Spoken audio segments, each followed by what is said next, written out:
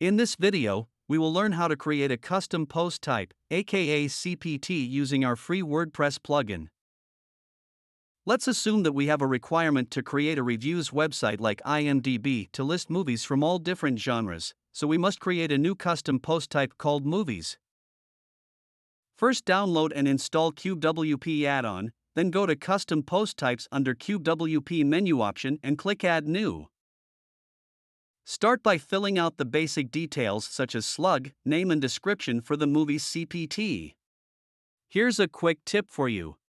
The slug is recommended to always be in plural to have the best result. Lastly, you have additional 15 plus options to choose as per your requirement.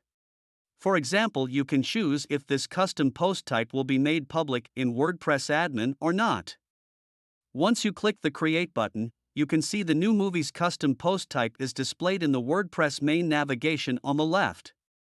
Similarly, you can create custom post type called Events, Listings, or Properties based on your project requirements. Thank you so much for watching this video. Please don't forget to subscribe to our channel and hit the bell icon for future notifications. This video is brought to you by CubeWP. To learn more about our products and services, please visit us at cubewp.com.